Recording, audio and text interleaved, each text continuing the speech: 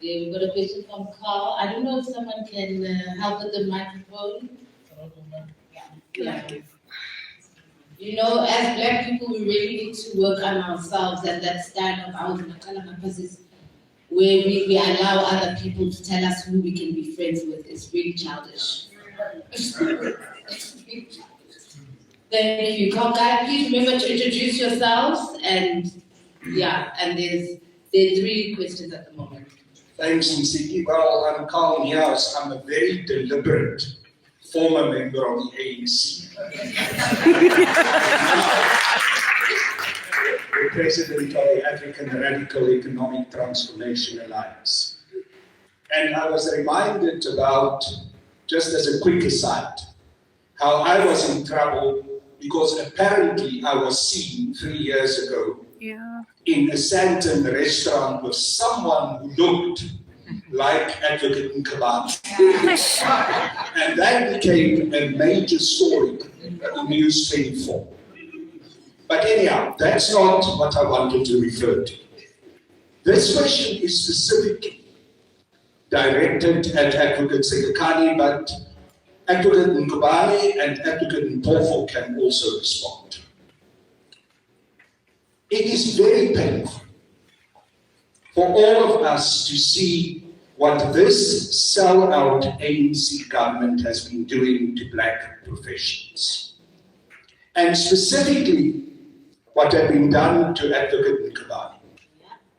What happened in the Section 194 impeachment was an outrage. So my first question is, what do we say to those people, the majority of them who are in the African National Congress, who still, some of them farcically wants to claim that they're part of the liberation movement, and I emphasize farcically. What do we say to them about what they've done to Advocate Nkobane and what they've done to Black professionals in general? Because in this room, I'm sure there are many who can relate how they have suffered at the hands of these people. The second part of the question is, what do we say to young Black professionals? Because they see what is happening. I'm looking on social media and I get a sense of despondency. You know the response, oh well, what else did you expect? She was going to lose. Advocate Mpofo will always lose. And then the next kind of step that they take, well, we better toe the line. Otherwise, we've got no future. I don't want that to be seen as a negative question. I want it to be seen as a question asking for what do we say professionally to young Black professionals. And then lastly, we've seen how our state institutions are being hollowed out. What happened to the Public Protector's Office is a disgrace, but we can say the same about the whole judiciary, about the NPA, many of those in SAPS, etc. Now we must be worried also what is happening in the Independent Electoral Commission. Next year we're going to have an election. Is it logical for us, and I'm saying it as someone who started a new political party, is it logical and sensible for us to still hope that the electoral process rely on these state institutions that have been destroyed in the way they've been destroyed, and the corrosive way in which money has been used by Ramaphosa and his activists? What must we do? Is it a question of continuing to say, well, let's hope the elections succeed? It will bring some change? Or is it time for us to do something very, very different, radical, and deliberate? Thank you. Comrade Carl asked me this question. I didn't want to brag about this. By the way, I'm writing a book, and so it will take me many weeks to tell you that Comrade Carl asked me this question. I'm a trained Mpangazitha soldier. Me and him have gone through the same thing, and stuff I don't like to talk about. When I came to Joburg as a teenager, he knows I had 3 bullets in my body. So it's something we've suffered for the African National Congress you're asking about. So when I criticize it, I'm not coming from an intellectual, academic, it's a party I was born into, joined when I was 17. And you asked me very direct question about what do we say to those in the ANC who are part of the liberation movement but have done what they've done. I think I've come to understand now, I've said this earlier, Comrade Karen, I think you must know, how I feel about the ANC. It took me a month in this 2022 to really emotionally cut ties with the ANC, emotionally. Because we were born into it, our parents died for it, our houses were burned for it. I think the ANC for me is like discovering that your mother was a prostitute when you are old. And that's how I feel about the ANC. And that's how I feel about the people you are talking about. I feel that my parents who died, my mother buried next to the road because of the ANC is a betrayal. And all along as a teenager, I was in the midst of something I thought was a mirage of a revolution. But it was an old betrayal by old elites since 1910 who had been brought up by the British and did not really understand what the struggle is about. And so, what I think is happening, we have not done what we've done to Siswe Mkhwebane, to a single apartheid killer. And that shows you, my answer to you is that it shows you the sickness of the castration of a black mind. Watch Twitter today, I'm not on the social media. It is black people who are going to be ridiculing all of you. And I'm asking you not to hate them. It's the castration of the black soul of self-hate and the desire to please. And so the ANC people we are talking about who've done this to her and have never done it to Dekok, have never done it to any other killer who's white. It's not anything except fear of whiteness. And I think fear of whiteness for me, as I've realized now in my 50s, is that that fear is led by the party that I thought was a liberation movement. And the second question you asked is, what do we say to young black professionals? Well, we mustn't do something in South Africa. It's a process.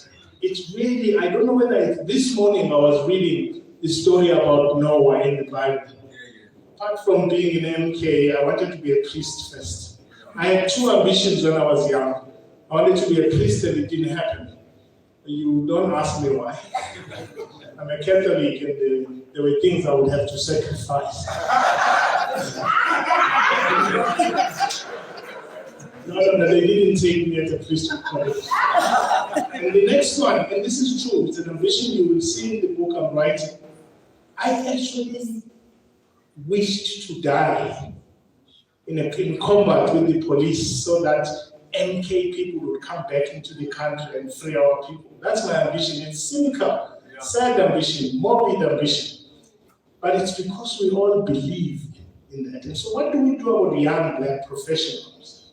I think we must try and cleanse ourselves of the dirt inside our spirit of whiteness and black hatred and the self-hate. The reason you will be on Twitter today and all of this by black people who are sitting in Rosebank in coffee shops trying to please their white friends, it's not because they hate you. It's actually because they hate themselves. And so what we must do about black professionals, and we try it in our small spaces and we get ridiculed, is to bring back in black people, and we'll get that debate with one another one day because I have a lot to say about it, but not today. to bring back, to heal black people from self-hate. It's the first thing we must do. The third question you were asking is state institutions. So about black professionals, I've always understood that we live, in my profession, Dali knows this, we talk about it, our young black lawyers are sitting there trying to mimic some white lawyer, and they want to become, and all of this. And it's because it's our parents, our grandparents, our great-grandparents. We lived to work because we saw whiteness as a source of resource, both for our soul and our resources, as a standard to which we must aspire. And so what about state institutions that you talk about on the come? I only answer this question this way. We need to analyze this thing I call a lullaby, post-apartheid, neo-apartheid South Africa, not post. Right? It's neo-apartheid South Africa. Yeah. And the hollowing out of state institutions, all of them, by the way, I have suggested before that these three arms of government called the judiciary, the legislature, and the executive must be collapsed now. Yes. Collapse them now so that we start all over again, or our people will be like this for the next 200 years. Yeah. I'm not saying this. I know someone has gone out to say I'm a nihilist because I was trained with guns. I just want chaos. I do want chaos if it will lead to liberation of people.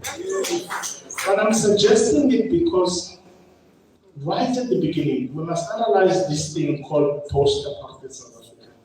A time comes for every oppressive system to reinvent itself, to get out certain symbolicals and get away certain things. And we are happy because we were fooled in 1994 to think freedom was coming. It was the system of oppression reinventing itself, capitalism reinventing itself for its continued survival. And so I think what we need to do is to collapse that system. Through what Dali is saying, he's going to give money, but this is what I'm going to ask we do, is that we are 65 million people in South Africa.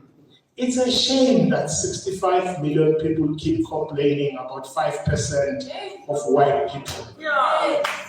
89 people, guys, came in 1652. 89. And 400 years later, we're still complaining about 5% that control. There is something wrong with us. There is something wrong with us, and I'm suggesting this. It will take 100,000 South Africans, literally, to get people in the union buildings and the legislature in Cape Town and everywhere else out. And I'm saying, while Daddy is paying 74,000 rand, I'm suggesting that we actually must think seriously. Because I don't believe in neoliberal controlled electoral systems. That system is manipulated already. Is that you must collapse the system, rebel against the system, bring it down on its knees, and start over. I will leave that part, and Daddy will be collecting the money.